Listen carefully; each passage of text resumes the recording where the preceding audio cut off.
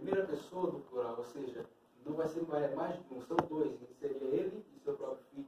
Então Abraão tinha a fé de que Deus proveria, como quando Abraão pergunta, pai, aqui está a lenha, está o fogo, mas cadê o cordeiro para o sacrifício? Aí Abraão dá uma das mais maravilhosas respostas do Antigo Testamento. Deus proverá para si, meu filho, o cordeiro para o local. Sabendo que no Monte Moriá, um lugar de difícil acesso para um cordeiro, um animal, de certa forma domesticado, que não é tão fácil subir montanhas, nem passar dos galhos, das pedras rochosas, então mesmo assim ele cria que naquele lugar, no Moriá, Moriá era dos montes, então haveria ali um cordeiro para tal local. Chegando Isaac e Abraão até lá, já estava pronto o altar no local, e quando Isaac é amarrado sobre aquele lugar, quando Abraão levanta o punho para ouvir a voz de Deus brado do céu, dizendo, Abraão, não faças mal, não faças dor para desta maneira, porque eu já provei a tua fé. Aí quando Abraão olha nos matagais, nos arvoredos, encontra um cordeiro preso entre os espinhos, entre os galhos espinhosos do Monte Moriá, e aquele cordeiro significava lá na frente a provisão que nós tivemos de Jesus na cruz.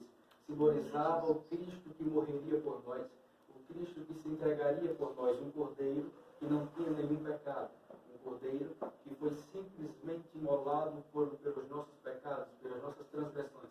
Então aquele carneiro, melhor dizendo, troquei por cordeiro, foi o carneiro.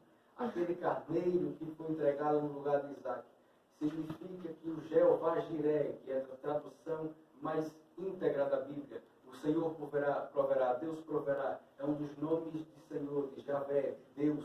Existem 11 nomes, quero lhes falar hoje rapidamente sobre dois, não são os principais, mas são os mais conhecidos, creio eu. Jeová Jiré, Deus proverá, ele é o Deus da provisão. Ele foi o Deus que esteve com o povo durante os 40 anos no Egito. Foi o Deus que abriu o mar vermelho, o Deus que fez parede no meio do mar, o Deus que transformou a água em vinho, o Deus que está aqui. E é esse Deus que permaneceu com Abraão até hoje. Nós temos também que, enquanto o povo hebreu estava naquela trajetória no deserto, vivendo sob um sol escaldante, sob um frio escurecedor durante a noite, eles tinham, durante o dia, uma nuvem que protegia aquele calor que hoje a gente sente um calorzinho e acha que é algo impossível de aguentar. Imagina no deserto, você sem água, você sem vento, lugar parado, árido, que o chão pode ser fértil, não pode ter uma planta, então calor de 40 graus na zona de 50. O corpo perde toda a água, fica tudo desidratado. Mas mesmo assim Deus proveu uma nuvem que protegia o povo, guiava o povo. E à noite, quando o frio chegava, o calor saía, tinha também uma coluna de fogo, trazendo ao povo que ele estava ali, mesmo na noite, mesmo no escuro, para iluminar o povo e além disso, para aquecer, para que eles não morressem congelados. Esse Deus que proveu no deserto é o mesmo Deus que também provê na prova. Quando Elias, ele está no primeiro livro dos Reis, capítulo 17, quando Elias, ele vai àquela mulher que estava em uma situação deplorável. Sabemos muito bem, deixa eu ler o texto para ser um pouco mais sugestivo. 1 Reis, capítulo 17.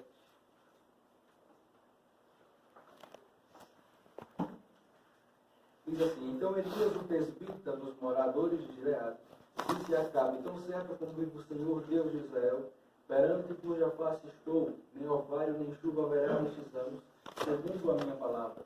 Deu-lhe a palavra do Senhor, dizendo, retira-te daqui, vai para o lado ocidental e esconde-te junto à torrente de Querite, à fronteira da Jordão. Beberás da torrente e ordenarei aos corvos que ali mesmo te sustentem. Foi, pois, e fez segundo a palavra do Senhor, retirou-se e habitou junto à torrente de Querite, fronteira ao Jordão. Os corvos lhe traziam pela manhã pão e carne, como também pão e carne traziam ao anoitecer, e bebia da torrente.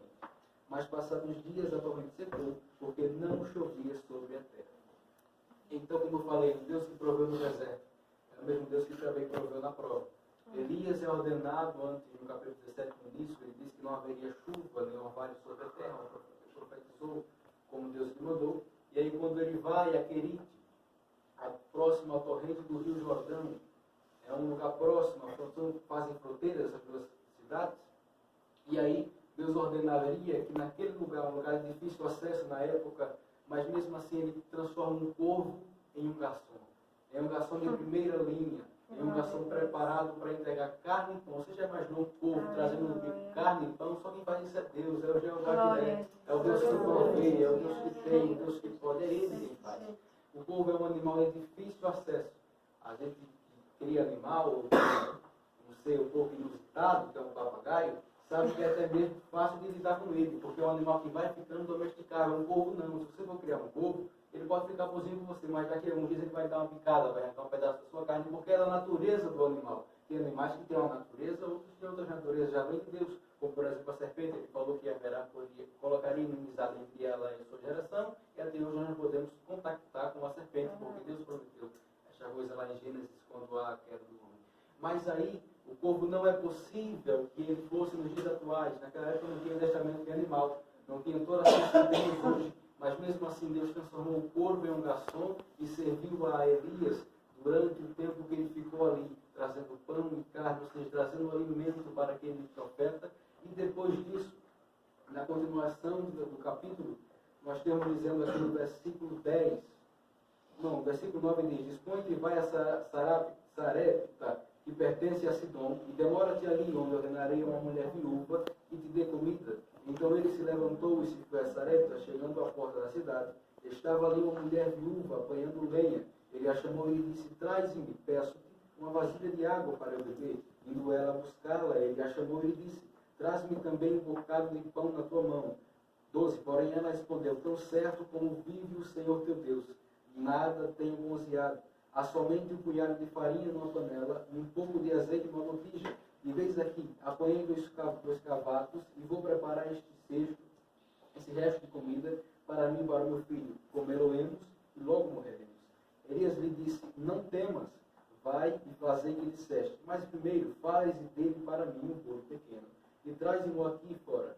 Depois farás para ti a mesma e para teu filho, porque assim diz o Senhor Deus de Israel: a farinha da tua panela não se acabará, e o azeite da tua botija não faltará, até o dia em que o Senhor fizer chover sobre a terra.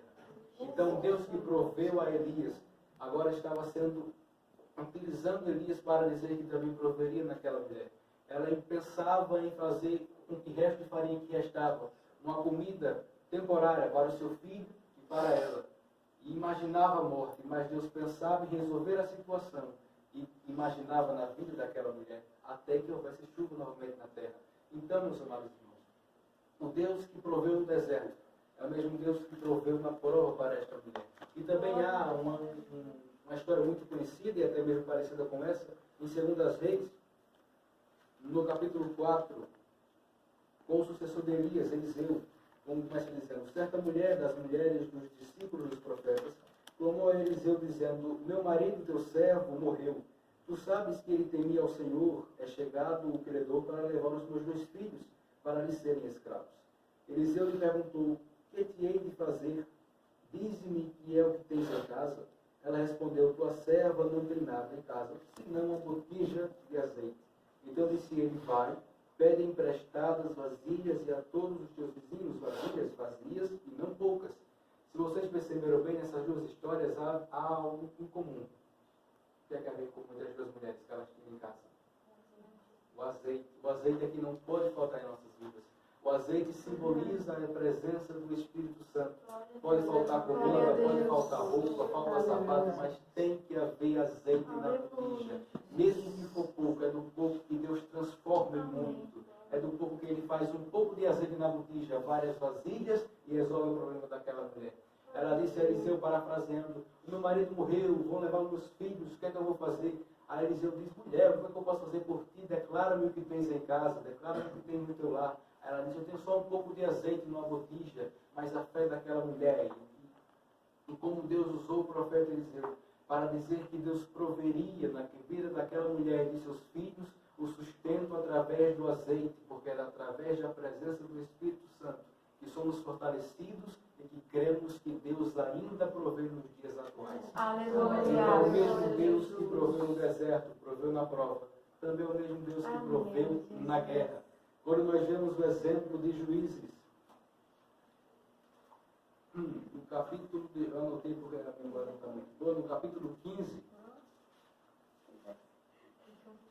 E no versículo 15 diz: achou uma queixada de jumento ainda fresca à mão, e tomou-a e feriu ela com 1000 homens. Quem nunca imaginei, eu acho que nenhum chefe de exército pensaria em usar uma arma, uma queixada de jumento. Até hoje, a Rússia, uma das potências bélicas do mundo, você não vai ver nenhuma arma rudimentar usando algum osso de algum animal. É somente armas poderosas, canhões, armas que até não temos explicação para dizer tal poder. Mas naquela época, Deus não precisa de canhão, de arma, de pistola, de 38, de nada. Só precisa de uma queixada de jumento para derrubar os filisteus. Aí depois de Sansão derrubar através do circunciso de Sansão, venceu essa guerra. No versículo 18 nós temos: sentindo grande sede, quem se tinha sede era Sansão, clamou ao Senhor e disse: por intermédio do meu servo, desde esta grande salvação, morrerei eu agora de sede e cairei nas mãos dos incircuncisos. Então o Senhor fendeu a cavidade que estava em ele, e dela saiu água. Tendo Sansão bebido, recobrou o alento e reviveu. Então o que nós temos aqui? Sansão venceu através da queixada de jumento que Deus lhe preparou para que ele usasse, mas depois disso ele sentiu grande sede. Imagina você lutar com uma queixada e matar 1000 filisteus. Naquela época ele estava agora com a boca seca. E aí como é que ele fala? Deus vai deixar eu morrer, vai deixar eu cair nas mãos dos incircuncisos? Aí Deus responde a ele dizendo, Deus responde, ele abre, ele age, ele fende a cavidade, ele abre as cavernas e faz nascer água saudável para Sansão. O Deus que proveu água para Sansão, Deus que proveu livramento para o povo do Egito. A sandália não rasgaram, a gente comprou uma sandália hoje, com pouco tempo já rasga, desbota, perde a corrente, sai, tem que comprar outra. Naquela época foi 40 anos, um menino de 5 anos que saiu no Egito. Depois, quando eles estavam 45 anos depois, a sandália ainda cabia no pé, a roupa ainda cabia, ele faz isso a Jesus. É Ele quem faz, é Ele quem pode. Deus que estava no deserto, Deus que estava na prova daquelas duas mulheres e que estava na guerra, é o mesmo Jeová Jiré, é o mesmo Deus que provê, é o mesmo Deus que pode todas as coisas. Para encerrar o texto que lemos em Êxodo, nos traz a imagem, outro nome do Senhor. No Antigo Testamento é muito fácil vermos Deus é chamado de Javé, um dos nomes dele, mas também em algumas traduções nós vemos Deus sendo chamado de Jeová Nissi, Jeová Rapá, Jeová Ra, Jeová Tzidkenu, e aí por aí vai. E o Deus que foi chamado, e que nós lemos em Êxodo 15, no versículo 22 em diante, nós vemos uma situação em que Moisés passou com o povo, onde ele chegou a um local, as águas de Mara. O nome já é bem sugestivo, Mara significa amarga. Então chegaram a água que não podia beber, a água amarga, uma alma sem. Água, sei que a água não tem gosto, mas era uma água que é impossível de se tomar. Então, o que é que Deus fez? Deus sarou a água de Mara, mostrou ao povo que ele era Jeová Rapá, porque ele é o Deus que sara, como ele diz, eu sou o Deus que te sara, é o significado de Jeová Rapá. Ele é o Deus que sarou as águas de Mara, é o Deus que sarou as nossas vidas, e esse significado de Jeová Rapá, Jeová Deus que sara, é o Deus que sara as iniquidades do homem, como está escrito em Levítico 21, quando tem um relato de Deus com Moisés, ele manda dizer a Arão, e Arão dizer ao povo que se tiver cego, coxo, aleijado, e por aí vai. E uma das características de que quem fosse não poderia entrar no templo era impingir no corpo, que fala das impurezas, do pecado, das iniquidades, mas existindo impinges, existe o Jeová Rapá, o sangue de Cristo, que é poderoso para limpar todas as impurezas e todos os pecados dos corpos de todos os seres humanos. E é este Deus que está presente em nossas vidas, meus irmãos. E tenhamos esta certeza, que o Jeová Jiré que proveu no Antigo e no Novo Testamento é o mesmo que provê em nossas vidas. E se faltar alimento, não deixe faltar o azeite na botija. Por mais que o mal te aflige, queira te destruir, te derrubar, te tirar da presença do Senhor, mas se ainda existir um pouquinho de azeite na botija, nada te fará sair. Pode querer puxar o tapete e empurrar, mas se você estiver firmado na porta, como o João falou, estava, não tem quem te tire, porque ele é quem te guarda, ele Aleluia, glória a Deus. Então é esse Deus que nós cremos, o Deus de Isaac, o Deus de Jacó, o Deus de Abraão, o Deus do Novo e do Antigo Testamento, o Deus que fez concertos com o povo, o Deus que sucedeu inimigos contra Israel, o Deus que também levantou juízes para defender Israel, é o Deus que é conosco hoje, Ele é a nossa bandeira, Ele é Jeová Nissi, Ele é a nossa força, Ele é Jeová Tzidkenu, como está escrito em Salmos 46, versos 7 e 11, o Senhor é a minha força. A garganta está pesada, mas vamos lá, vamos continuar. Ele é Jeová Raá, Ele é o Deus que purifica o homem. E, sobretudo, Ele é o Deus de nossas vidas, Ele é nosso Senhor e nosso Salvador. E tenhamos essa certeza. São 11 os nomes de Deus na Bíblia. Então são tantos Jeovás que não vou lembrar de todos, Jeová Elohim e por aí vai. Mas que tenhamos no mínimo esses dois guardados em nossos corações. Ele é Jeová Jiré. Quando a luta chegar, saiba que a provisão está nas mãos dele. Se você estiver no deserto, saiba que no deserto Deus também está. Se estiver na prova, saiba que na prova Ele também está. Se estiver na guerra como Sansão estava, saiba que na guerra Ele também está. E Ele ainda provê coisas maravilhosas para o seu povo, aqueles que permanecem fiéis a Ele. E se você adoecer de alguma doença espiritual, como o Davi, quando ele pecou, ele cobiçou a mulher do próximo, ele ainda fez com que, muito obrigado, ainda fez com que o marido dela morresse, Deus sarou as feridas de Davi, quando ele usa o profeta fala, Davi se arrepende, aí Deus vai e sara as iniquidades, ele sara a alma de Davi, Davi agora é um novo homem, claro, pecou, transgrediu, Deus falou e cumpriu, ele realmente fez com que Davi passasse a vergonha que fez com a mulher do outro, aos olhos públicos de todo mundo, mas mesmo assim Deus foi Jeová Rapá na vida de Davi, o transformou e como ele escreveu em Salmos 46, versos 7 e 11. O Senhor dos Exércitos está conosco, o Deus de Jacó é o nosso refúgio. Amém. Então o Senhor é a nossa força, nossa fortaleza, Ele é a nossa provisão e também é a nossa cura. Glória a Jesus. Eu agradeço a oportunidade em nome de